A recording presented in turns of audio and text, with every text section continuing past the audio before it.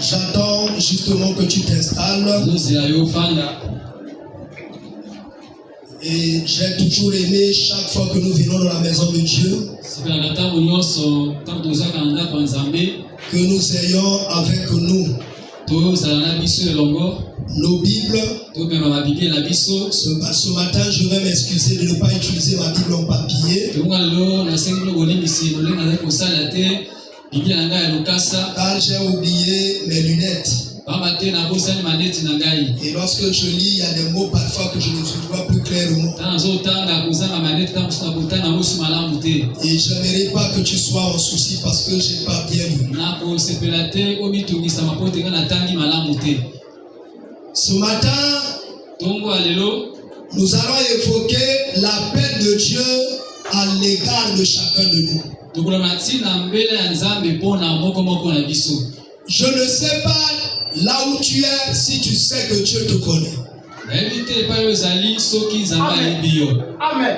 Il te connaît personnellement. Je vois mon frère François là-bas, qui est venu de derrière l'usine de Rajek.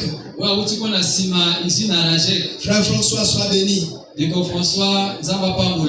connaissez seulement le frère François Lungangé. Il y en a un autre. Bien-aimé, je voudrais dire, est-ce que tu sais que Dieu te connaît? Si tu es rassuré que Dieu te connaît, dis avec moi, Dieu me connaît personnellement. Dieu me connaît personnellement.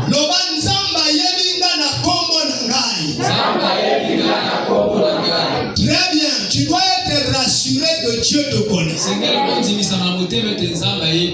Il te connaît personnellement. Chaque jour qui passe, il fait la lecture de ta vie. Ce message aujourd'hui est un message que Dieu t'envoie particulièrement. Je rends d'abord grâce à Dieu.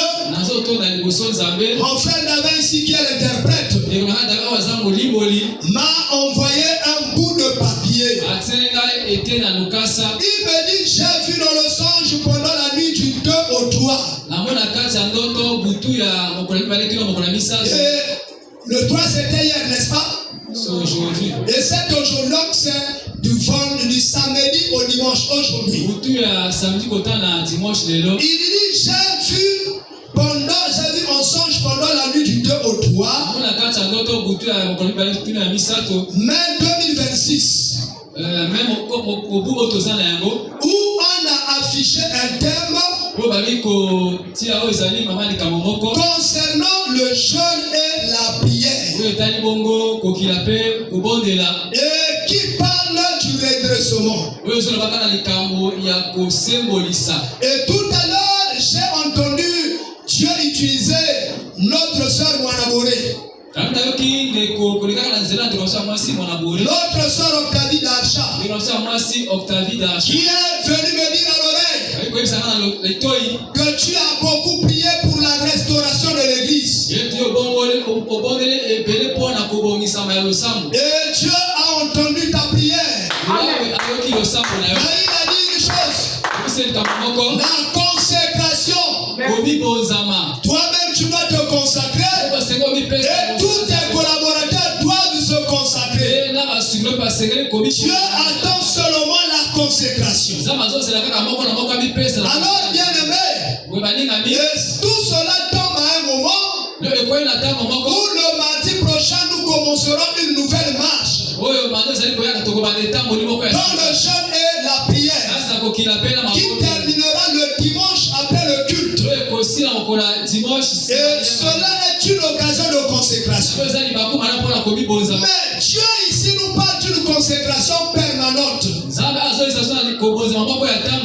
je vois il y a des gens, lorsqu'on programme le jeûne et la prière, ils viennent passer la nuit. Et ils viennent prier pendant 7 jours. Dès que le jeûne et la prière a pris fin, ils se retirent pour attendre une autre convocation solennelle. Ce n'est pas cette consécration que Dieu attend.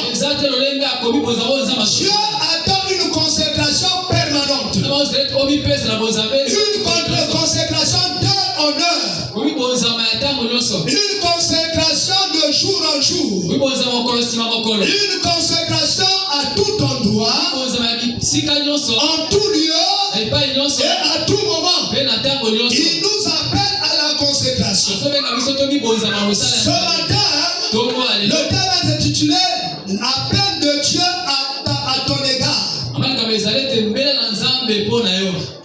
L'appel de Dieu à ton égard. Quel est le sujet? Réveille-toi. Toi qui dors. Oh, ça c'est le sujet de ce matin. Pendant que nous avons reçu la prophétie et la révélation par le songe, qui est un appel à chacun de nous. Et avant le prédicateur premièrement, le conducteur de l'église, et à vous après. J'ai dit que dans cette église, j'ai commencé même à chasser les gens. Oui, lorsque je trouve que tu as une difficulté pour que l'église puisse croître, je te sors de l'église. On ne doit pas avoir des bœufs qui ne puissent pas labourer. Le champ de Dieu n'a que besoin des ouvriers. Le champ de Dieu n'a pas besoin des assistants. C'est des gens qui s'asseyent et apprécient ou donnent des points. Non. Dieu n'a pas besoin de ces gens-là. Dieu a besoin des gens qui travaillent. Voilà pourquoi il dit le champ est vaste et il y a peu d'ouvriers. Priez le maître de la moisson pour qu'il envoie les ouvriers. Et ce matin, l'Éternel nous adresse à chacun. Ne regarde pas ton frère. Ne regarde pas ta soeur. Cette attitude est condamnable. Ne commence jamais à regarder l'autre sans te regarder d'abord toi-même. Ne commence jamais à critiquer l'autre sans se critiquer d'abord toi-même personnellement. Ne commence pas à remettre en cause la marche de l'autre sans commencer à critiquer ta propre marche. Alléluia. L'appel de Dieu à ton égard. Quel est le sujet? Réveille-toi, toi qui dors. Je voudrais que tu te lèves pour qu'on lise un seul passage. Un seul verset. Là-bas dans Éphésiens. Je crois que tu es déjà arrivé. Éphésiens chapitre 5. Le verset 14. C'est pour cela qu'il est dit, toi qui dors, relève-toi d'entre les morts, et Christ t'éclairera. Tu peux t'asseoir. C'est pourquoi cela est la conséquence d'une première analyse que Dieu avait commencé à faire. Cette analyse c'est laquelle? À partir du verset 7, la Bible dit, n'ayez donc aucune part avec eux. Quels sont ces gens-là? Ce sont des gens qui suscitent la colère de Dieu en menant des actions qui ne plaisent pas à Dieu. Dieu te dit, il ne faut pas que tu te mettes ensemble avec ces gens-là. N'ayez donc aucune part avec eux. Ne prenez pas part à ces choses-là. Autrefois vous étiez ténèbres. Regardez la révélation de Dieu. Il dit autrefois vous étiez ténèbres. Maintenant vous êtes lumière dans le Seigneur. Marchez comme les enfants de la lumière. Dieu te dit aujourd'hui tu as changé d'identité. Tu as brisé le vieil homme qui plongeait ta vie dans les ténèbres, qui condamnait ta vie dans les choses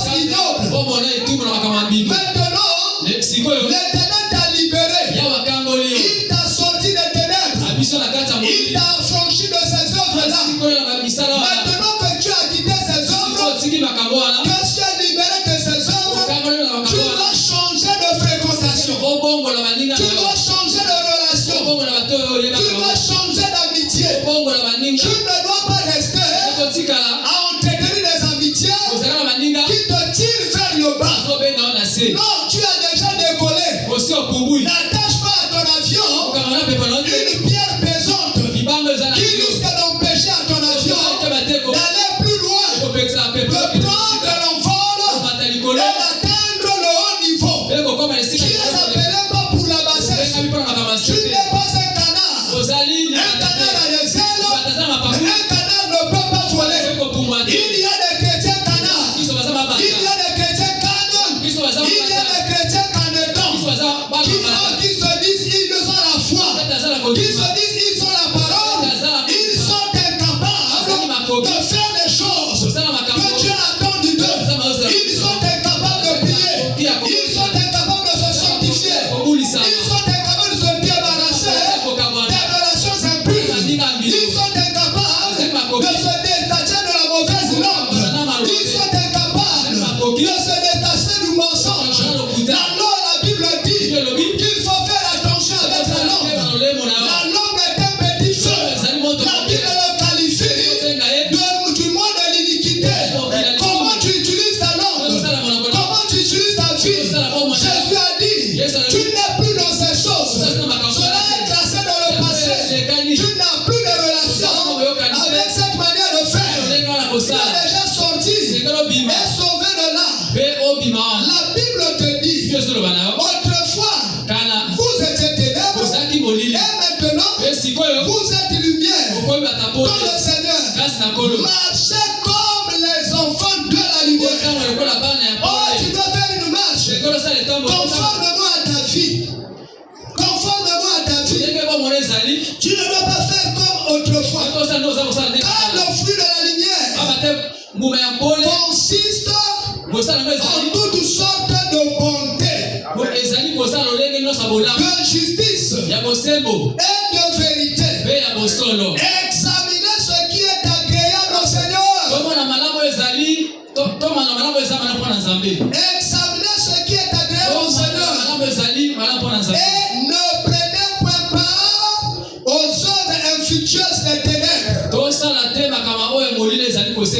Mais plutôt condamnez-les. Car il est honteux de dire ce qu'ils font en secret. Qu'est-ce que toi et moi nous faisons en secret? Je ne veux pas que ce matin tu commences à regarder quelqu'un. Commence d'abord par toi-même. Il faut être critique vis-à-vis de toi-même. Ne sois pas quelqu'un qui exige tous les autres sans exiger rien de lui-même. Non. Il faut que tu commences par toi. Il faut que tu commences par désherber ta parcelle de vie. Il faut que tu commences par désherber ta parcelle de la foi. Par identifier tout ce qui encombre ta foi. D'empêcher de monter. Tu n'as pas été appelé pour des petites choses. Tu as été appelé pour des grandes choses. Tu es un vainqueur né. Parce qu'en toi il y a la sémence de la victoire. Dis avec moi. J'ai la sémence de la victoire. Répète-le encore. J'ai la sémence de la victoire. Encore. La Bible dit, ce que tu déclareras dans ta bouche arrivera dans ta vie. Ce que tu confesses peut impacter ta vie de manière positive ou de manière négative. Il faut que tu commences à proclamer la victoire, la gloire, la délivrance, l'autorité. Parce que toi, tu as reçu le pouvoir. Tu n'es pas quelqu'un sans pouvoir. Tu as le pouvoir sur le péché. Tu as le pouvoir sur la maladie. Tu as le pouvoir sur les démons. Frère, pendant que je parle, tu interprètes. C'est comme ça que tu te perds. Attends-moi finir, je t'attendrai finir. Tu as le pouvoir sur les démons. Tu as le pouvoir sur les sorciers. La Bible te déclare. Voici le miracle. Je ne sais pas. Voici le miracle. Je ne sais pas. Qui est qui? Voici le miracle. Qui accompagneront tous ceux qui auront cru en mon nom. Qui dit en mon nom? C'est Jésus. Qui est le nom de Jésus? C'est la parole de Dieu. La parole de Dieu est ta force. La parole de Dieu est ton appui. La parole de Dieu est la source de tes miracles. Il dit en mon nom, ils chasseront les démons. Est-ce que tu sais que tu es capable de chasser les démons? Amen. Tu es une femme physique. Mais spirituellement, tu es revêtu de la gloire de Dieu. Christ est celui qui marche avec toi. Tu es une épouse parole. Mon frère, ne considère pas ce que tu es. Parce que spirituellement, tu es une autre personne. Tu as été loin pour des grandes victoires. Il dit en mon nom, il vous chasserez les démons. Il dit ils chasseront les démons. Ils parleront la nouvelle langue. Oh. Ils parleront la nouvelle langue.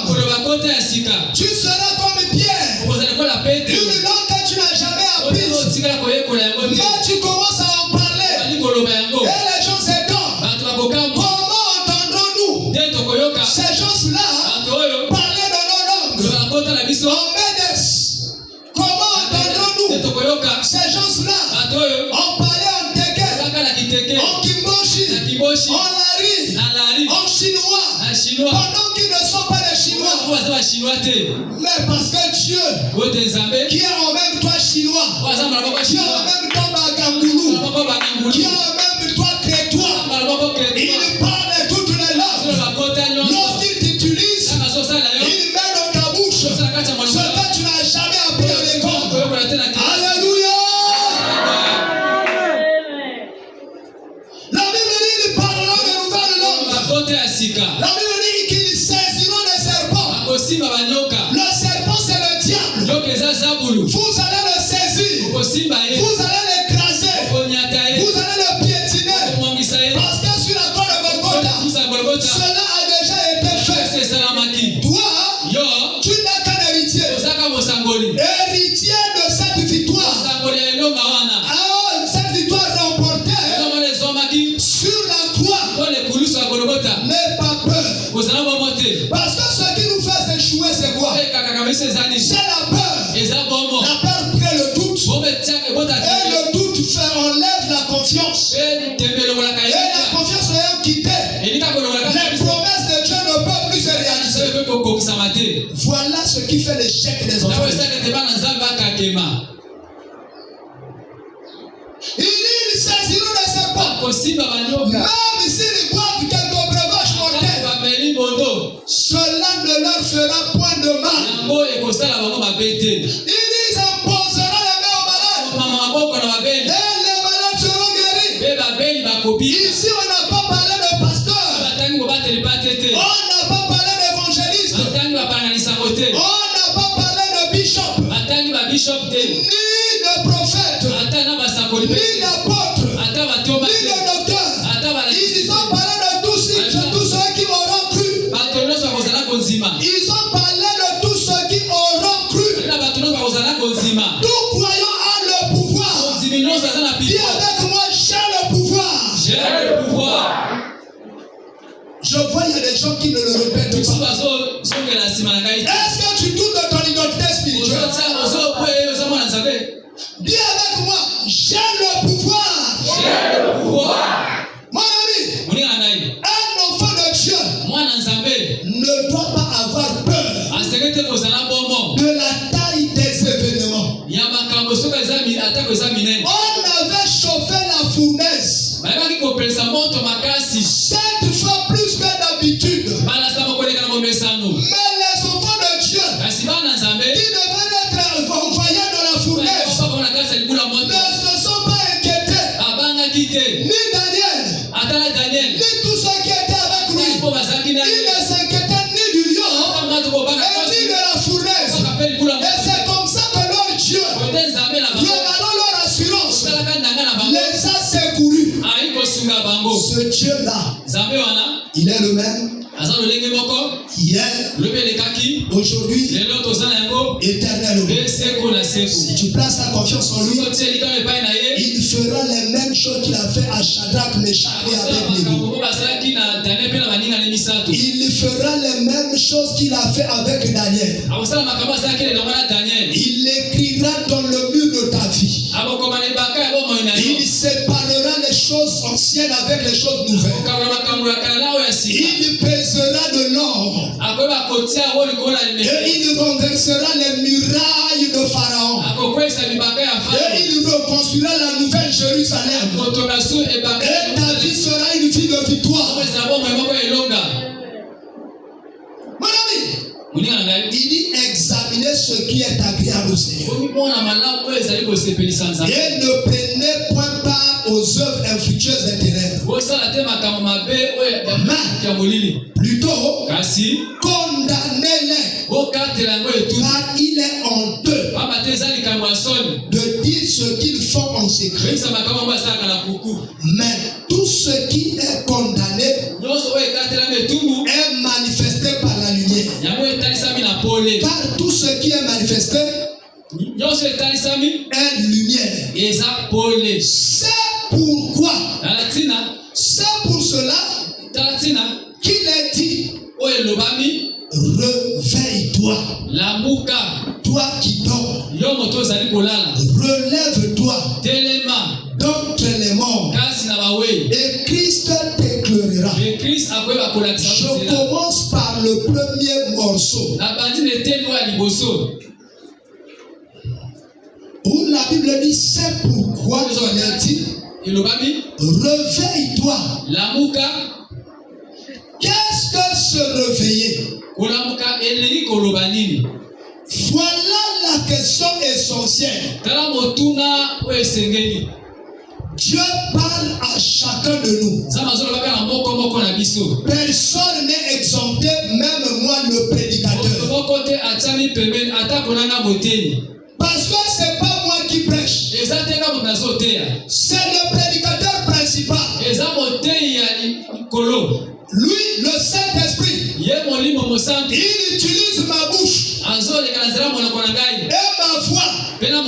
C'est lui qui prêche. Donc moi aussi j'écoute la prédication comme tout le monde.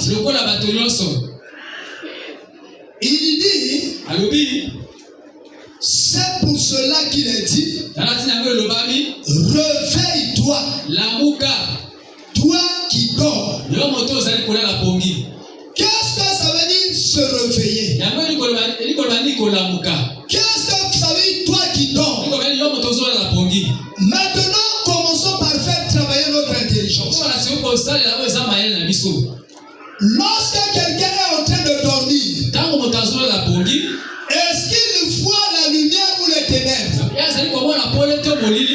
Lorsqu'il est au plus profond de son sommeil, qu'est-ce qu'il voit? Il ne voit rien. Il voit les ténèbres.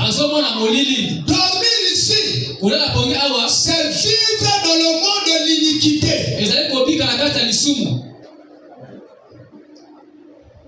Je ne parlerai pas seulement du péché, mais le péché est général. Lorsqu'on dit qu'un enfant de Dieu dort, c'est qu'il demeure dans le monde de l'iniquité.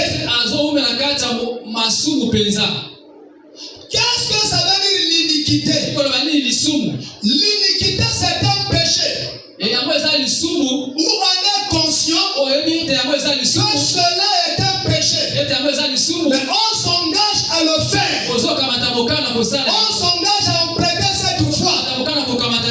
Est-ce que toi et moi, Jusqu'à ce jour, nous venons à l'église. Continuons-nous à vivre dans l'iniquité. Quelles sont les choses qui continuent à nous maintenir dans le fond pendant que nous avons pris l'engagement de suivre Jésus comme Seigneur et Sauveur. Et lui, tous les jours, il nous enseigne par sa parole. Il nous dit ça, c'est faisable. Mais ça, non. Mais lorsque nous faisons ce qui nous pêche, ce qui l'interdit, nous touchons à l'interdit.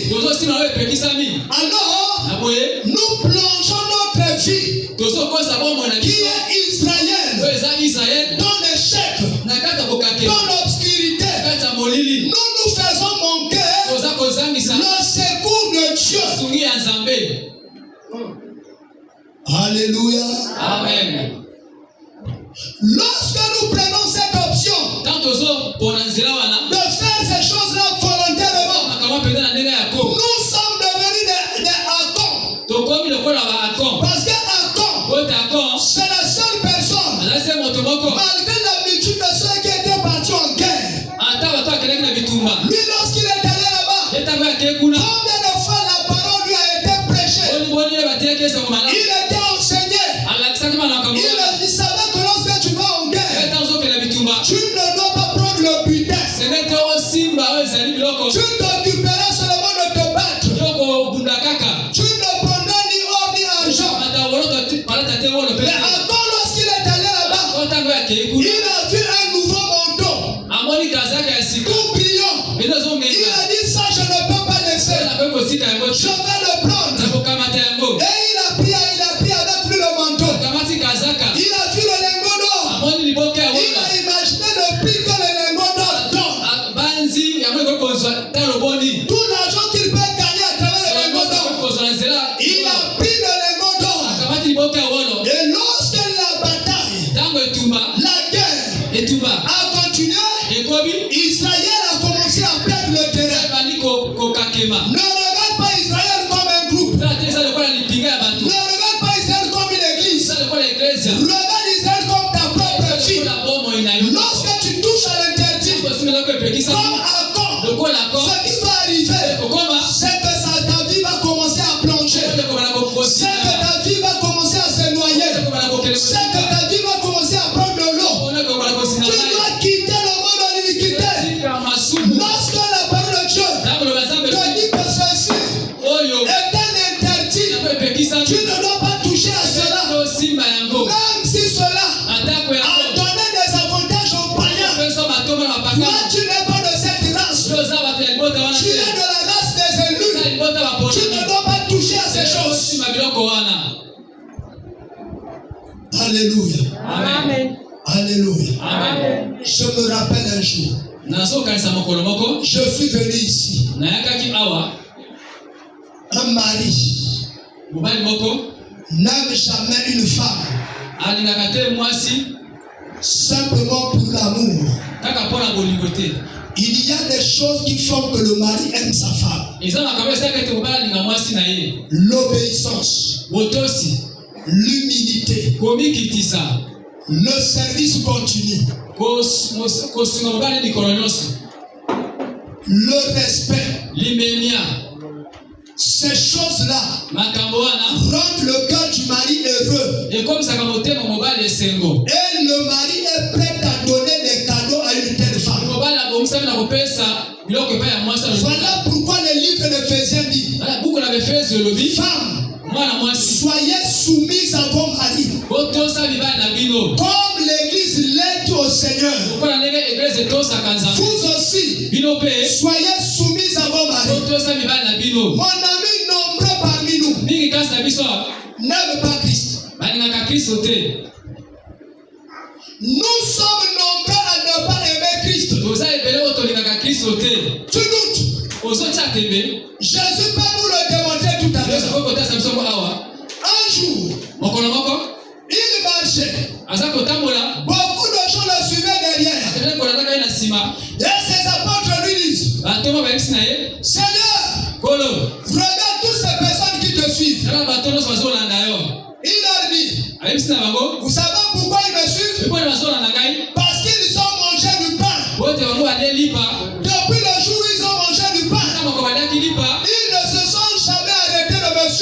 Dans l'espoir qu'un jour, je multiplierai encore le poisson. Je multiplierai encore le pain. Et ils mangeront le pain. Dis-moi pourquoi tu crois à Jésus. Et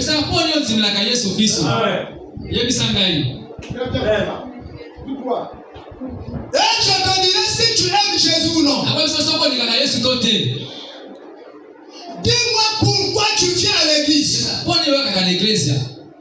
Si tu viens seulement pour chercher les solutions de ta vie, tu n'aimes pas Jésus.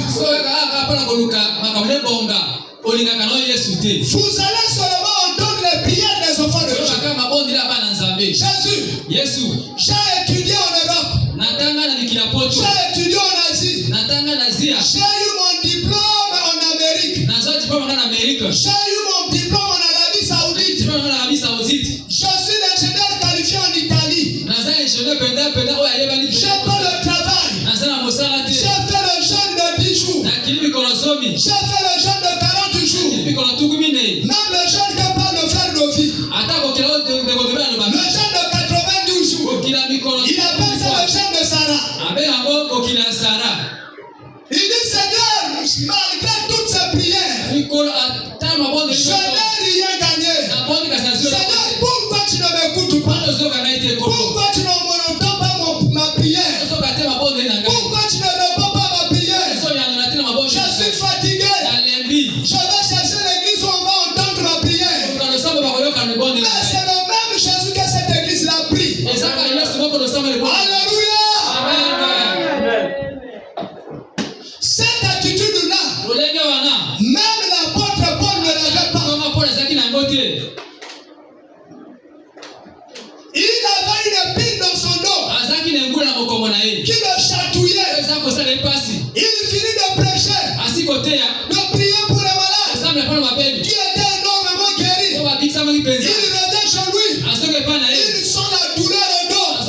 Il dit au Seigneur, oh Seigneur, rappelle-toi du ministère que j'ai accompli. Rappelle-toi des prières. Rappelle-toi des miracles. Ne peux-tu pas enlever cette épine de mon dos? Le Seigneur ne dit rien. Il reste calme. Le frère Paul dit, oh, sinon il n'a pas entendu la prière. Comme la Bible dit persévérer. Le frère Paul persévère. Il revient. Il dit au Seigneur, ne vois-tu pas cette souffrance? Combien de fois ton prédicateur souffre? Celui qui fait éclater ta gloire. J'ai gagné des milliers de chrétiens, des milliers de personnes à toi. Et moi-même, je souffre, Seigneur. Enlève le pile. Le Seigneur ne dit rien. Lui dit, lui n'entend pas. Lorsque je prie pour les autres, lui il fait. Lorsque je prie pour moi-même, il n'entend pas. Mais comment c'est Dieu-là? Lui il revient encore. Il se met dans la prière. Il met une prière turbo. Il met une prière turbo. Il pousse la prière turbo. Et le Seigneur lui dit, Paul, j'ai entendu ta prière. Mais ma grâce te suffit. Je n'enlèverai pas l'épine. Qui ne vous pas supporter une telle réponse? Non, frère. Sinon, tu ne m'as pas suivi. Qui ne vous peut accepter une telle réponse? Tu es rentré dans une prière turbo. Tu as fait la prière turbo. Et le Seigneur te dit, pas par quelqu'un d'autre. Parce que si c'est quelqu'un d'autre qui vient te rapporter la prophétie, si quelqu'un d'autre vient te rapporter la prophétie,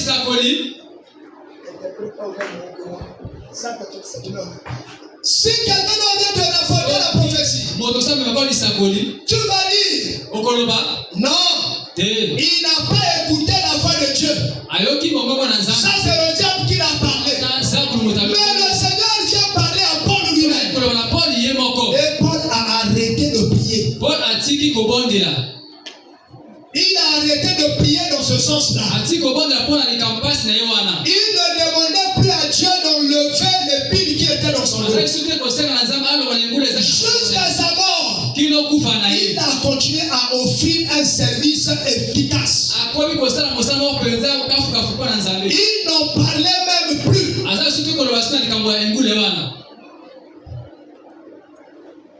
Qu'est-ce qui te fait venir à l'église?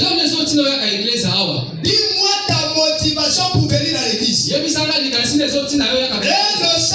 te dira si tu aimes Dieu ou pas. Tu viens ici seulement pour être guéri. Maintenant, le jour où tu seras guéri, continueras-tu à prier? Alléluia. Amen. Il y a des gens que Dieu ne donne pas la réponse rapidement. La dernière fois, je vous ai dit, les aveugles ont vu comment la fille de Jairus était ressuscitée. Ils ont vu comment la femme à l'écoulement de sang a été guérie. Ils ont entendu le témoignage. Ils ont commencé à crier, Seigneur, délivre-nous. Seigneur, délivre-nous. Le Seigneur ne les regardait pas. C'est comme s'il ne les entendait pas.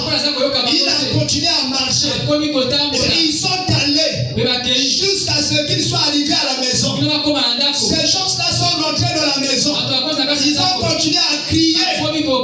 Et lorsqu'ils sont devenus la maison, c'est là où le Seigneur les a guéris. Il ne les a pas guéris en dehors de la maison. Dans la maison, mon ami, parfois ton problème tue. Parce que tu n'es pas devenu la maison. Amen. Dieu attend que tu deviennes la maison.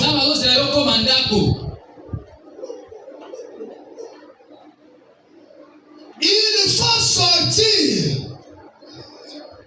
Il faut sortir. Sortir du péché. Regardez ce que la Bible dit. Oh, je veux revenir là-bas. Jusqu'au verset 14 en début. C'est pourquoi c'est pour cela qu'il est dit. Réveille-toi. Toi qui dors. Ce qui te fait dormir, ce sont les soucis de la vie. Le bruit de la vie te fait dormir. Ça t'empêche de te tenir debout devant le Seigneur. Le bruit de la vie t'emmène dans le monde de l'iniquité. Oh, je suis en train de vieillir. Ma beauté est en train de partir. Il faut que je trouve un homme avec qui je vais essayer les choses. Si Dieu va me donner un enfant ou pas. Les soucis de la vie t'en fait repartir en arrière. Il faut que je trouve une maman qui me nourrit. Au lieu d'épouser une jeune femme, je vais épouser une maman. Même si elle est déjà vieille, mais c'est celle qui prend soin de moi. Les soucis de la vie t'ont plongé dans les ténèbres. La Bible a dit ceci: tous les besoins de la femme se porteront vers son mari. Et toi, tu as épousé une femme pour que tes besoins se portent sur cette femme. Ne dis-tu pas dans le péché? Tu es dans le péché. Regarde la motivation qui t'a poussé à tisser une alliance. Quelle a été la motivation? Parce que son papa est élevé en dignité. Je me rallie à lui. En s'approchant à son papa, je peux gagner des faveurs. Mais tu as le papa qui donne des faveurs. On dit il élève jusqu'à la table des rois. Il ramasse l'indigent de la poussière et il l'élève jusqu'à la table des rois. Marie-toi à lui. Mais ne crée pas des alliances à cause des intérêts. Qu'est-ce qui t'emmène à l'église? Qu'est-ce qui te fait asseoir là sur le banc? Et tu comprendras exactement si tu es chrétien ou pseudo-chrétien. Et c'est ça qui te fait de toi rétrograde. Même ta manière de venir à l'église est en train de vaciller. Même ta manière de regarder Christ a des analyses du monde. Tu ne vois pas Christ par la foi. Tu cherches Christ par des preuves. Or qu'il faut la foi. Pour que la foi produise des miracles. Les miracles qui vont être des fleuves. Qui vont être des preuves. Mais toi tu veux des preuves avant d'avoir la foi. Seigneur, si tu veux que je croie à toi, ouvre la porte du mariage. Oh, tu te moques de qui? Jésus. Il n'a pas besoin de cela. Quand tu te maries ou pas, ça ne changera rien dans son identité. Ça ne tuera pas sa puissance. Ça n'enlèvera rien à sa divinité. Quand tu sois chômeur ou pas, il sera toujours Dieu. Quand tu meurs ou que tu guérisses, il restera Dieu. Est-ce que quelqu'un peut dire amen? Non, je te comprends. Tu ne peux pas dire amen. C'est normal. C'est normal. Mon ami. Ici, nous dormons à cause de notre attachement aux choses du monde. Nous sommes tellement attachés aux choses du monde qui sont des choses périssables, qui on l'a déjà enterré avec sa voiture, qui on l'a déjà enterré avec sa parcelle, qui on l'a déjà enterré avec son lit. Vous l'avez déjà vu un jour? Je n'ai jamais vu. Où on a pris un lit. On a dit parce qu'il avait un lit en or, on va lui enterrer dans son lit en or. On finit par lui fabriquer un cercueil en bois ou en vitre. Et on l'enterre avec ça. Il faut dépasser les soucis de la vie. Ne cherchez pas Jésus à cause des soucis de la vie. Cela rend votre foi assez petite.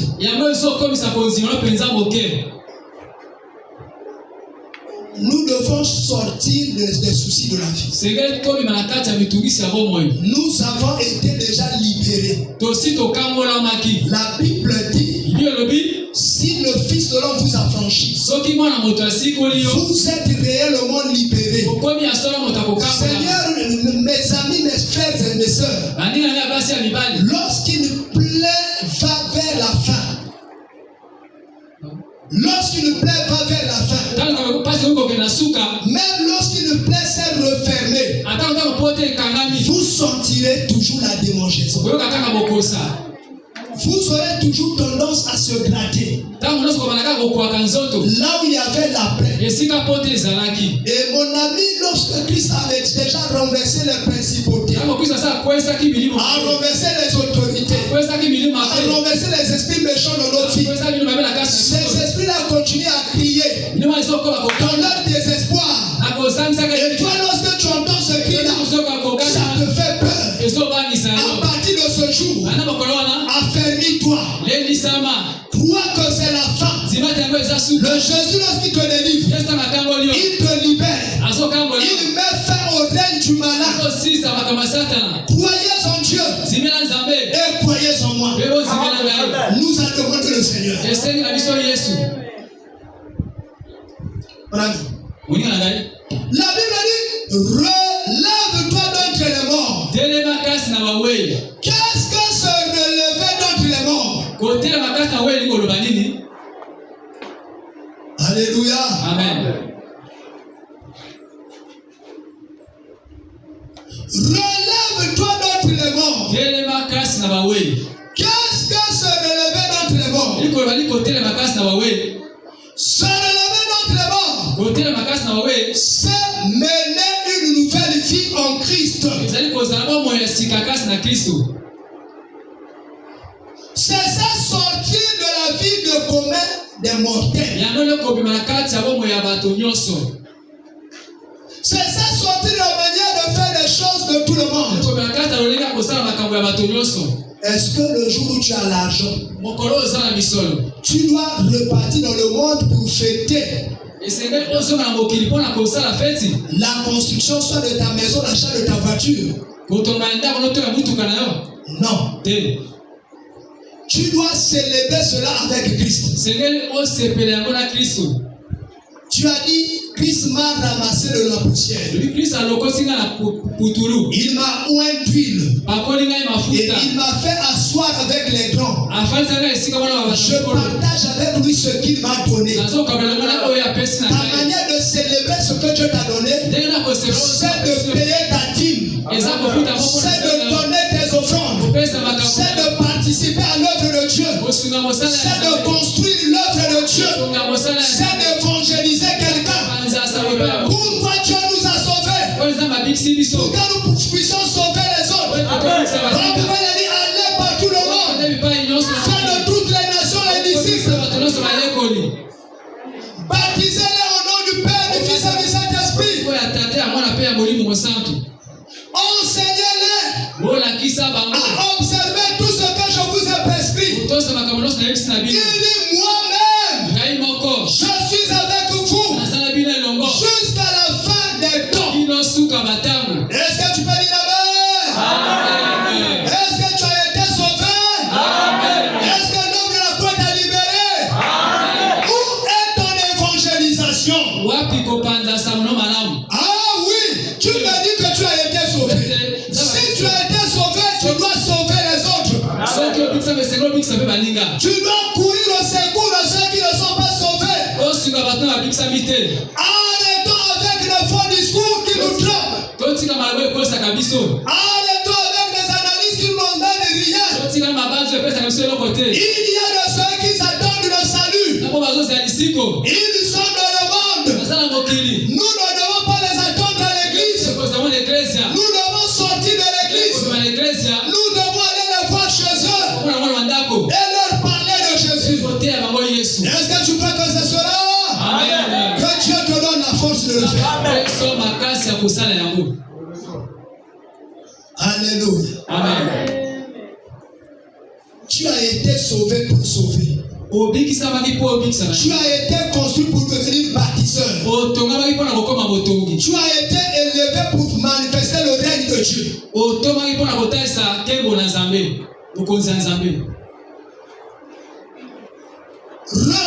Se relever quand il est mort. Mon ami, comment on fait pour quitter la vie des morts? Le mort, il n'a aucune relation avec la vie des hommes. Or, dans le monde spirituel, la vie se trouve en Christ. Or, le mort, il n'a aucune relation avec Christ.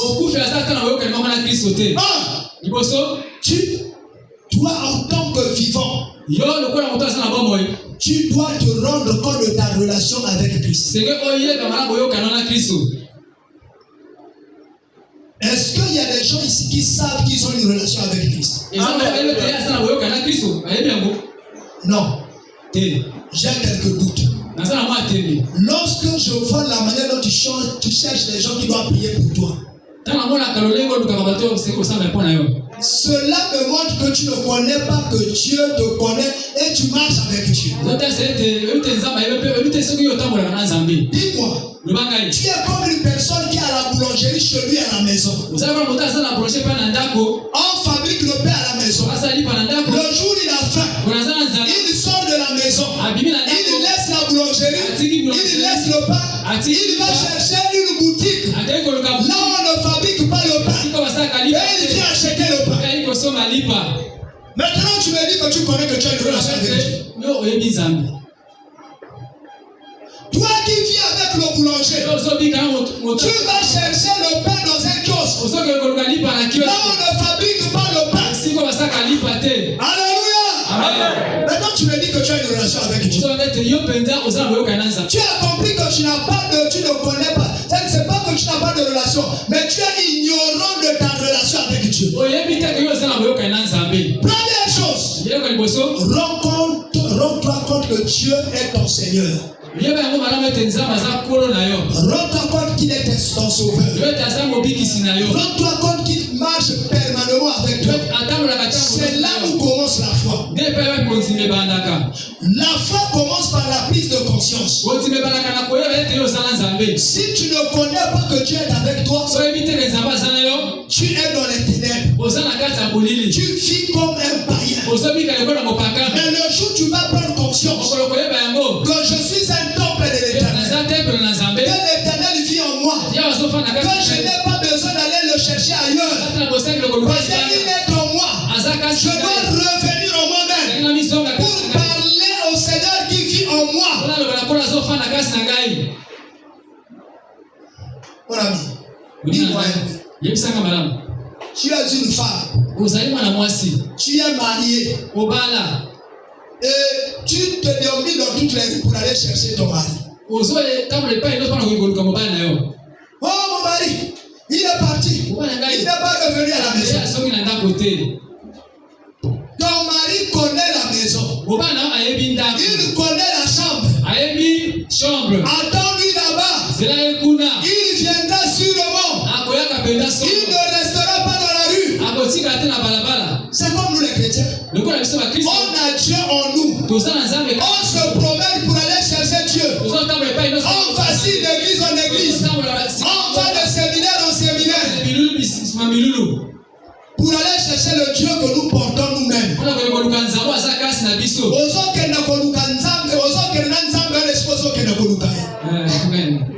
Wapi libunga ya boyi, wapi bolema ya boyi, wapi bosoba ya boyi, wapi kipululu ya boyi. Ozoke na koluka nzambe na séminaire, au moment yoso ya na nzambe na séminaire. Il ne faut pas être un aveugle spirituel, parce qu'on peut te tromper, on peut tout arracher. Tu vas te livrer même entre la main du magicien qui va tuer ton christianisme. Que Dieu t'ouvre les yeux. Sors d'entre les morts. Ça commence par la prise de conscience que Dieu vit en moi. Deuxième chose, ça commence par la compréhension d'une chose, que le Dieu que je porte, il est le Tout-Puissant. Et si j'ai un problème, je n'ai pas à aller chercher la solution ailleurs. Le prophète est venu dire au roi Ézéchias que toi, tu mourras. Il lui a dit que tu mourras. Aujourd'hui, ce n'est pas demain. Maintenant, Ézéchias a dit, si je regardais le prophète, le prophète dira ainsi dit l'Éternel. Parce que le prophète, dès qu'il a entendu la voix de Dieu, il ne changera pas si Dieu n'a pas changé. Parce que le vrai prophète ne parle que lorsque Dieu a parlé. Lui, c'est un interprète. Il ne parle pas de lui-même. Il a dit, je ne regardais pas Dieu.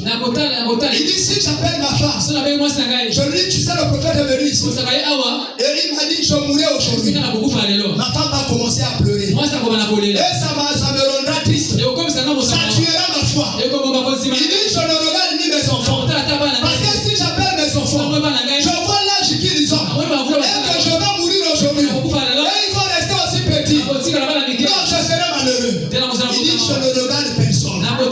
Je regarde seulement à l'Éternel. Il donne le doigt à tout le monde. Il a regardé le mur. Le mur, c'est ce qui arrête toutes choses. Et ce mur-là symbolisait l'Éternel. Parce que c'est lui qui met l'arrêt en toutes choses. Lorsqu'il dit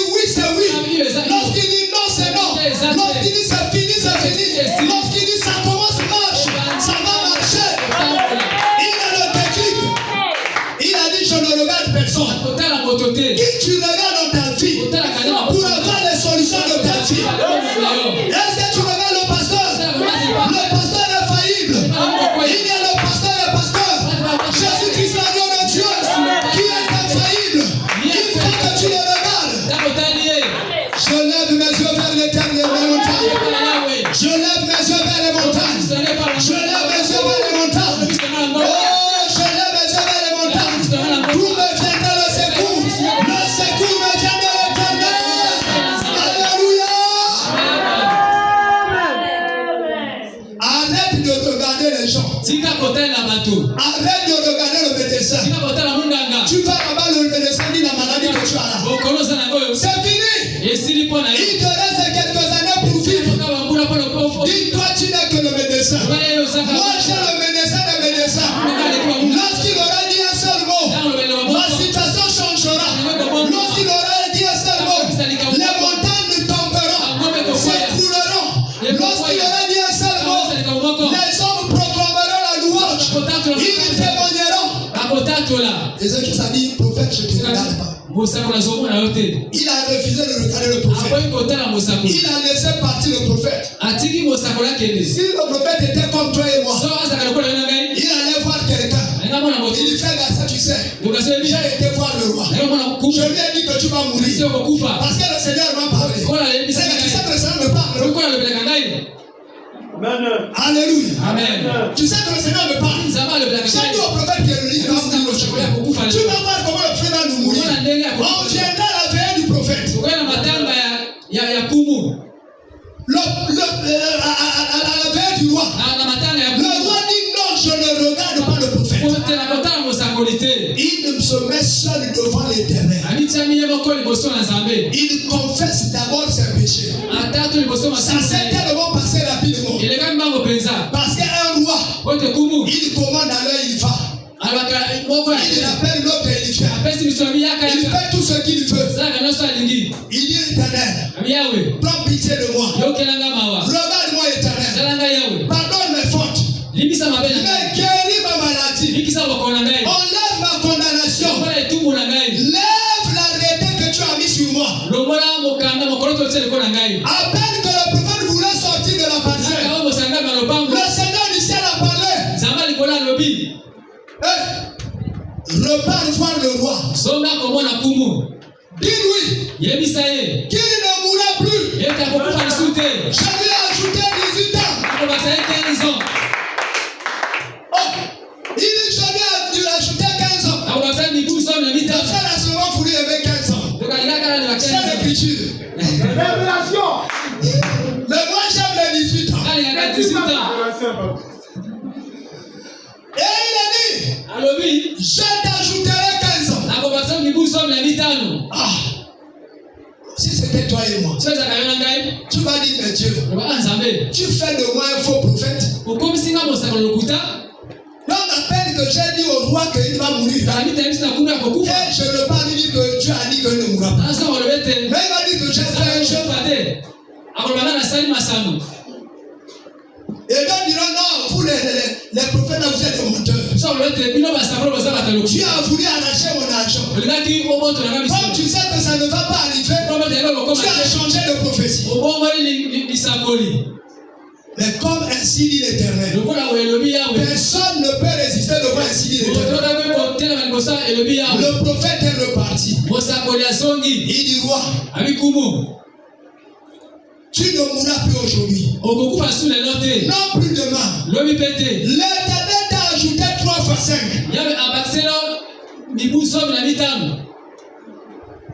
Tu as 3 fois 5 de plus. Règle tes affaires.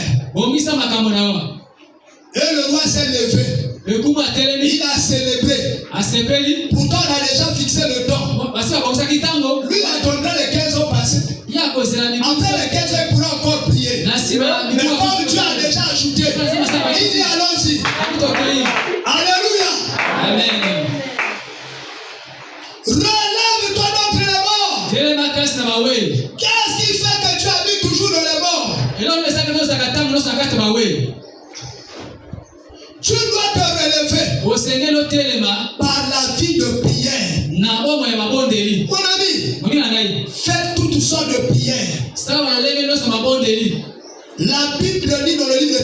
Thessaloniciens, priez sans cesse.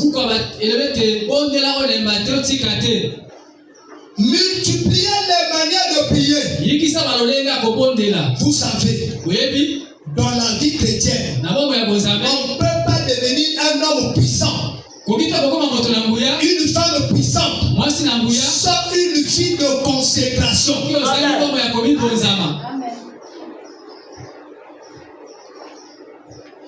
Nous devons aller à la prière. Multiplier les formes de prière. Vous savez, la prière renverse les montagnes. Aucune montagne ne résistera à la prière d'un homme ferme. Si vous avez de la fermeté dans la foi, rien ne vous arrêtera. Amen. Vous passerez devant les obstacles. Et vous ne croirez pas si c'est vous. La prière transforme la forme de ton foyer. Ma soeur, celle que tu es là, alléluia.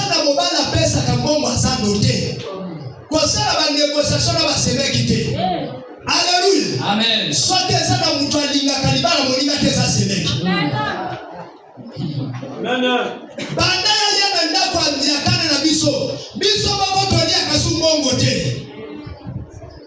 Après commettre les gars solo, oh Georges appelle que sous mon voisin noté.